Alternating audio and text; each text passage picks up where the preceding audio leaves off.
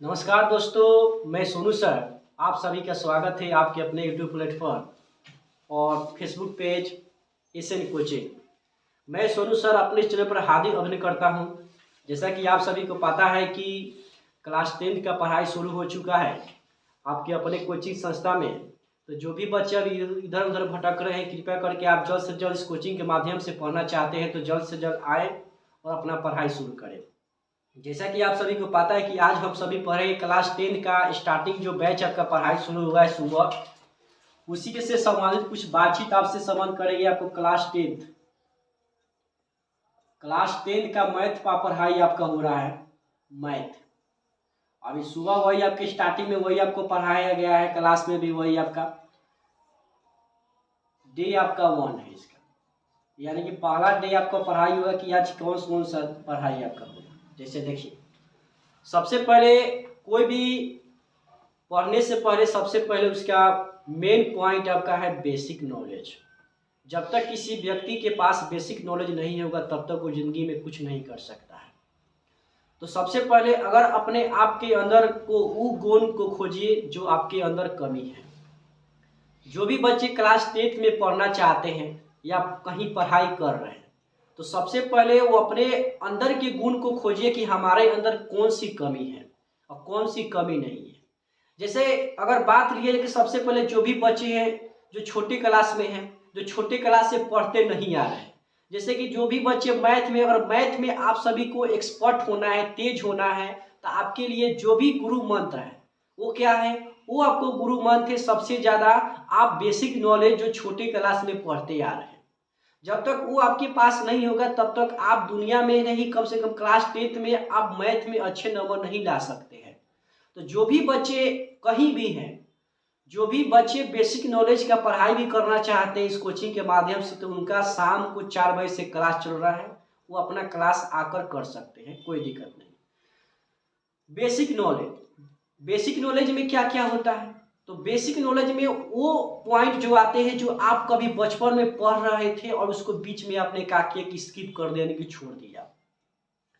Basic knowledge में क्या, अगर आप सभी को मैथ में एक्सपर्ट होना है, मैथ में पूरी तरह से तेज होना है, क्लास 10 में मैथ में अच्छा नंबर लेकर आना है, तो आप सभी को बेसिक नॉलेज जो भी जानकारी है, जैसे कि आपका मैथ में जोड़ घटाव, गुना भाग, लघुत्तम महत्तम, इसके अलावा भिन्न का जोड़ जिसको हम लोग बाटा का जोड़ भी कहते हैं, बाटा का जोड़ घटाव गुना भाग, यहाँ तक आप सभी को बेसिक नॉलेज जरूर आना चाहिए। जब तक इतना नहीं आएगा तब तक आप सभी मैथ में बेकार हैं, यानी कि बेकार नहीं कर सकते, लेकिन मैथ में आप बिल्कुल जीरो है जब तक इतना आपको जानकारी नहीं आता है। तो जो भी बच्चे सब बेसिक नॉलेज नहीं पढ़े हुए हैं उनका भी एक अलग से क्लास चल रहा है शाम को 4 बजे से, तो उसमें आप जरूर ज्वाइन हो सकते हैं। या आपके घर में आसपास में कोई ऐसे बच्चे हैं जो ये सब जानकारी उनके पास, जैसे कि आपकी बड़ी बहन हो गए या बड़े भाई हो गए या अदर के जो भी आस पड़ोस में जो भी बच्चे हैं, उनसे कृपया करके आप सब ये पढ़ लीजिएगा, तो आपको बेसिक नॉलेज आपका बेस मजबूत हो जाएगा, तो आपको आगे की जानकारी भी आपको इस चैनल के माध्यम से देता जाएगा। तो चलिए वीडियो को आज का शुरू करते हैं। आज आपका जो क्लास 10 का आज मैथ का पहला दिन है, जो हमने आज सुबह क्लास में बच्चों को भी बताया है, वो भी आप सभी के समक्ष प्रस्तुत करना चाहेंगे, जो भी बेसिक नॉलेज। तो सबसे पहले हम लोग जो स्टार्ट करने वाले हैं मैथ का फर्स्ट चैप्टर है, फर्स्ट चैप्टर, उस फर्स्ट चैप्टर का नाम आपका है वास्तविक संख्या। वास्तविक संख्या फर्स्ट चैप्टर में जो भी आपको पढ़ना है वो आपको है वास्तविक संख्या के बारे में आपको पढ़ना है। तो सबसे पहले वास्तविक संख्या में जो भी बच्चे इस चैनल के माध्यम से पढ़ रहे हैं, मैं उनसे एक बात जरूर कहूंगा कि आप सबसे पहले तो मैथ का किताब अपने पास रख लीजिए और एक रफ का कॉपी रख लीजिए, और जो भी यहाँ से पढ़ाया जा रहा है और इस चैनल के माध्यम से आप तैयारी कर रहे हैं तो एक अन्य कॉपी भी अपने पास रख लीजिए, उसको फेयर के रूप में लिखते रहिए। जितने भी सूत्र वगैरह इस चैनल के माध्यम से आपको बताया जाएगा, उस सूत्र को आप क्या कीजिएगा कि एक अलग पेज पर उसको लिख के अपना एक अलग सूत्र का कॉपी बनाइएगा। वो अलग सूत्र का कॉपी क्यों बोला जा रहा है बनाने के लिए, एक अलग कॉपी का इसलिए आपको बोला जा रहा है बनाने के लिए कि उसमें अपना क्या हो कि एक जब भी कभी भी प्रॉब्लम होगा, आपको परेशानी होगी, उसको तुरंत क्या कीजिए कि रफ में खोजना ना पड़े, उसको आप तुरंत जल्दी से समझ सके, इसीलिए आपको बनाया जा रहा है। तो सबसे पहले स्टार्टिंग में जो भी आज हम सभी क्वेश्चन पढ़ने वाले हैं, वो क्वेश्चन हम सभी पढ़ने वाले हैं। आज आपका फर्स्ट नंबर क्वेश्चन है, वो आपको क्या है कि प्राकृत संख्या है, प्राकृत संख्या। अब ये लिखवाने से फायदा, आप देखिए चैप्टर स्टार्ट हम नहीं करते, सबसे पहले जो भी नॉलेज है उस किताब में हर एक छोटा से छोटा पॉइंट आपको बताया गया है, उसको हम आप सभी को बताएंगे और उसको जानकारी आप सभी को देंगे।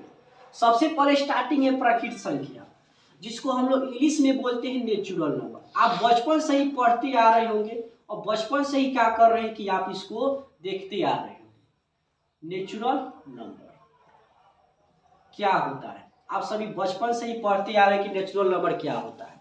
देखिए कि नेचुरल नंबर्स क्या होता है कि जितने भी संसार में जितने भी गिनती की संख्या है, जैसे 1 2 3 4 5 100 200 1000 1 लाख 100 200, जितने भी गिनती की संख्या इस संसार में, उस सभी के सभी संख्या को हम लोग बोलेंगे प्राकृत संख्या।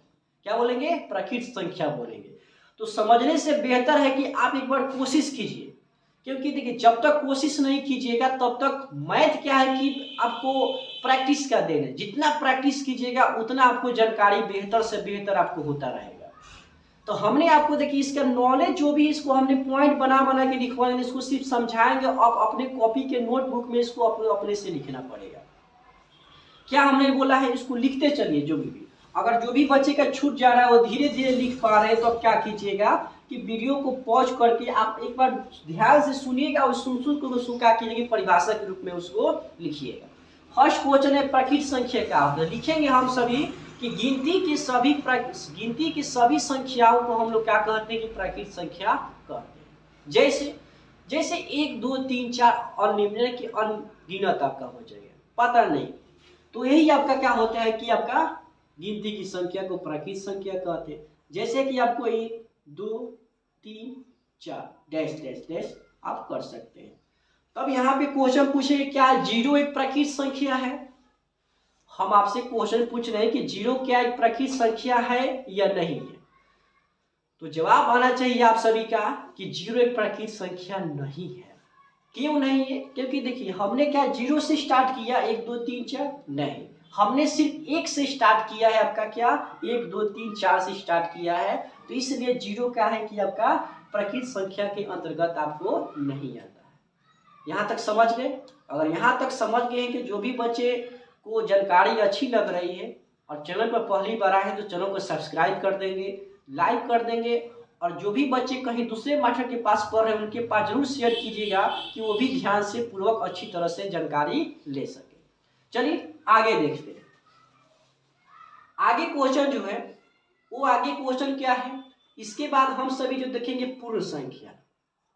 पूर्ण संख्या जिसका इंग्लिश होता है होल नंबर।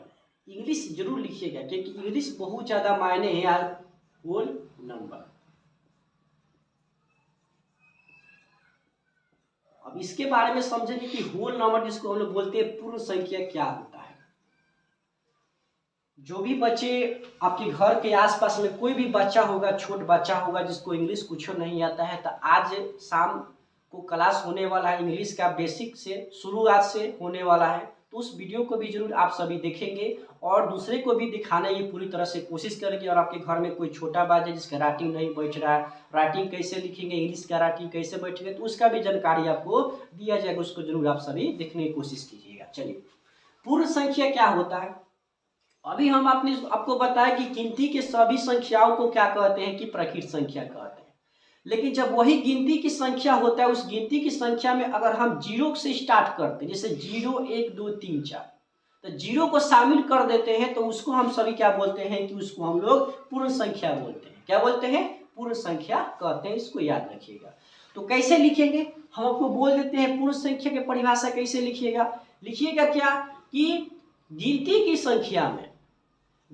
संख्या में यदि शून्य को शामिल कर देते हैं तो उससे ही क्या कहते हैं कि आप पूर्ण संख्या कहते हैं। क्या कहते हैं? पूर्ण संख्या कहते हैं। जैसे में क्या लिखेंगे इसमें, जैसे में हम क्या करेंगे, जीरो से स्टार्ट करेंगे, 0 1 2 3 4 डैश डैश डैश कर देंगे, तो उसको हम लोग बोलते हैं पूर्ण संख्या। आगे देखेंगे क्वेश्चन, आगे जो क्वेश्चन होता है वो आपका होता है सम संख्या। ये तो बचपन से ही आप सभी पढ़ते आ रहे हैं कि सम संख्या क्या होता है। सम संख्या जिसका इंग्लिश क्या होता है आपका इवन नंबर होता है। ये आप सभी बचपन से ही पढ़ते आ रहे हैं इवन नंबर क्या होता है, इसको तो बताना जरूरी नहीं समझते हम, आप सभी जानते होंगे अच्छी तरह से इवन नंबर। तो सम संख्या किसे कहते हैं?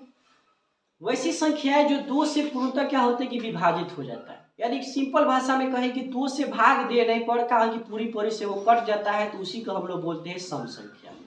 कहने का मतलब जैसे 2 4 6 8 10 12, यानी कि सिंपल भाषा में कि जो दो से कट जाए पूरी पूरी उसी को सम संख्या कहते हैं, और जो दो से पूरा पूरा नहीं कटता है उसको विषम संख्या कहते हैं, जो अभी इसके बाद में आपको पढ़ाएं। तो कैसे लिखिएगा, वैसी संख्याएं जो दो से पूर्णतः विभाजित हो जाते। पूर्णतः मतलब क्या होते हैं पूरा पूरा, अब विभाजित मतलब क्या होते हैं कटना, यानी कि पूरी तरह से वो कट जाता है दो से, तो उसी को हम लोग बोलते हैं कि आपको सम संख्या कहते हैं।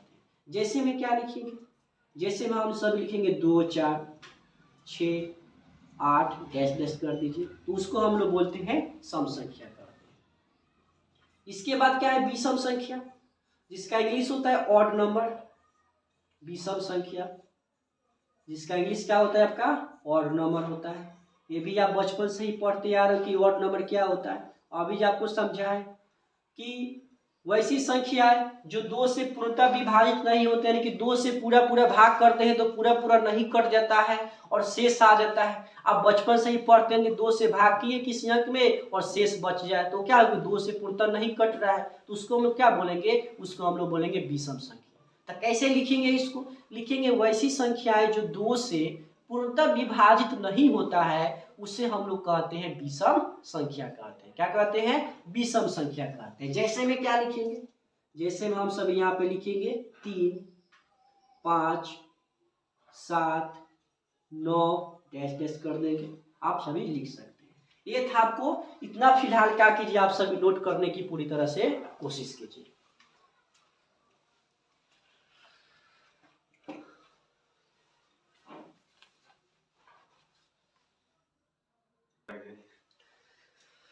चलिए इसके बाद देखेंगे यहाँ पे वीडियो के आगे, इसके बाद कि क्या पढ़ेंगे क्या नहीं। यहाँ तक आप सभी क्या किए होंगे, कंप्लीट कर लिए होंगे। इसके आगे का देखते हैं कि आगे इसके बाद क्या क्या टॉपिक है। इसके बाद का आगे के टॉपिक जो है हम सभी विषम संख्या तक देख चुके थे। आगे देखना है इसके बाद अभाज्य संख्या, अभाज्य या रूट संख्या, अभाज्य या रूट संख्या। देखिए इसका दो नाम है, एक नाम है इसका अभाज्य संख्या और एक नाम है इसका रूट संख्या। दोनों क्या होता है कि एक ही होता है, इसको याद रखिएगा। देखिए और एग्जाम के लिए समझिए कि एक एग्जाम के नंबर पर यहीं पर आपका एक नंबर एग्जाम में आपका पूरी तरह से मिल गया, क्योंकि यह एक ऐसा क्वेश्चन है जो एग्जाम में निश्चित तौर पर बच्चे क्लास 10th में तो ऑब्जेक्टिव क्वेश्चन में एक आपको जरूर देखने को मिलेगा। क्या देखने को मिलेगा कि निम्नलिखित में से कौन अभाज्य संख्या के उदाहरण है। तो सबसे पहले हम सभी अभाज्य संख्या समझेंगे क्या होते हैं अभाज्य संख्या। चलिए समझते हैं अभाज्य या रूट संख्या क्या होता है।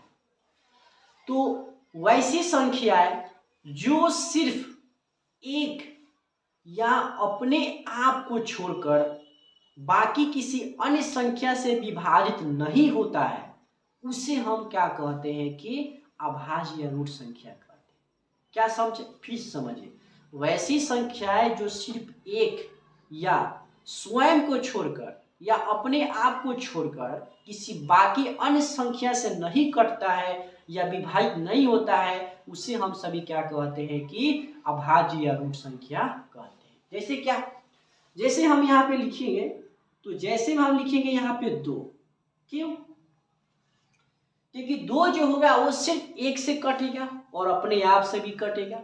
अब यहाँ पे एक बच्चा पूछ रहे कि सर एक भी तो हो सकता है। हाँ भाई हो सकता है, क्यों नहीं हो सकता है, यहाँ पे एक जरूर लिख सकते हैं आप सभी। क्यों, क्योंकि एक तो खुद वो अपने आप से ही कटेगा और एक तो कटना है किसी एक से भी आपका, ये भी हो सकता है। जो 2 जो है वो 2 सिर्फ अपने आप से कटेगा और 2 एक से भी कट जाएगा, ये भी हो सकता है।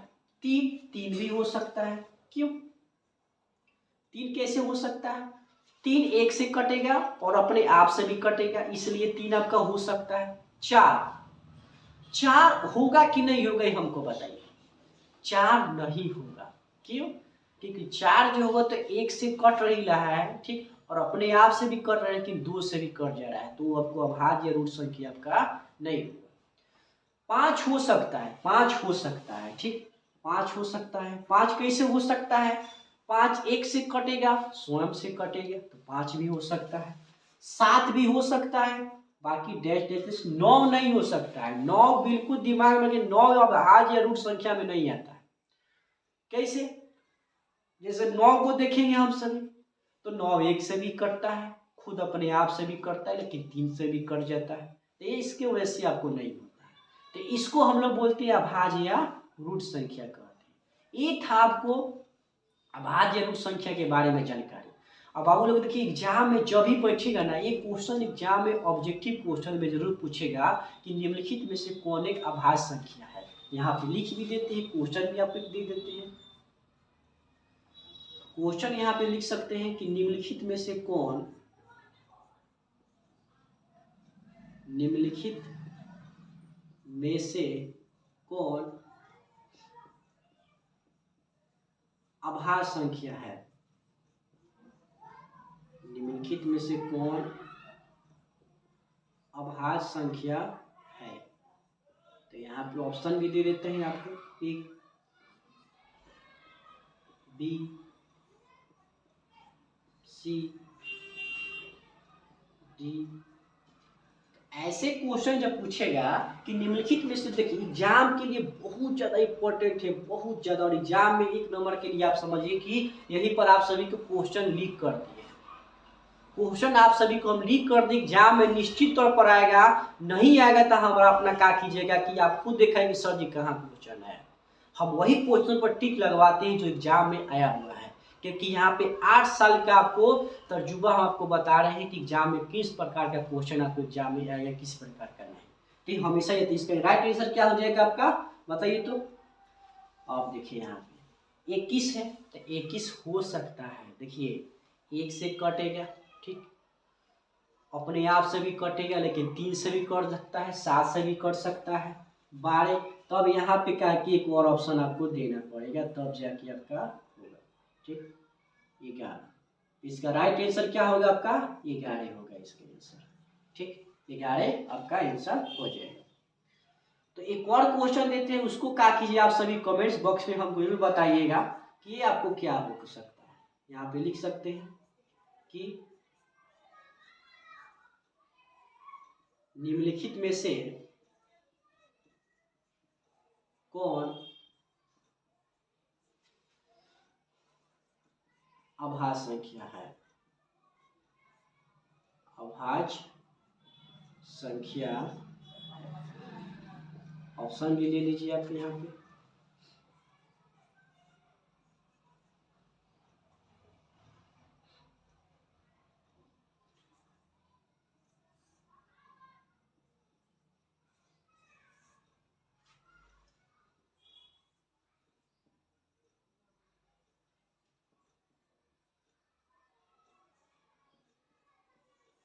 चलिए इसमें बताइए हमको कि अभाज्य संख्या कौन हो सकता है।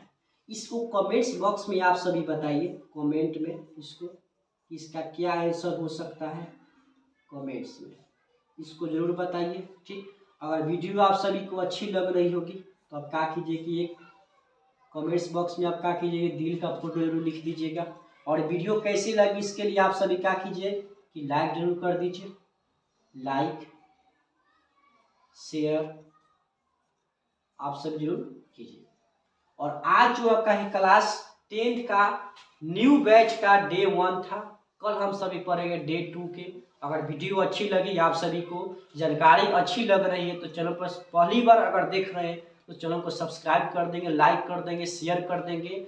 और जो भी बच्चे अदर कोचिंग में कहीं पढ़ रहे हैं, उनको पढ़ाई समझ में नहीं आ रहा होगा, तो ये वीडियो को जरूर शेयर कीजिए उनके पास, कि वो भी उनको अच्छी तरह से जानकारी आप सभी हो सके। एग्जाम के लिए बहुत इंपॉर्टेंट वर्ड, इसको कमेंट्स बॉक्स में जरूर जवाब दीजिए, लाइक जरूर कीजिए, शेयर जरूर कीजिए। मैं सोनू सर आप सभी को तहे दिल से हाजिर करता हूँ। ऐसे ही हमारे साथ आप सभी जुड़ते रहिए। धन्यवाद आप सभी।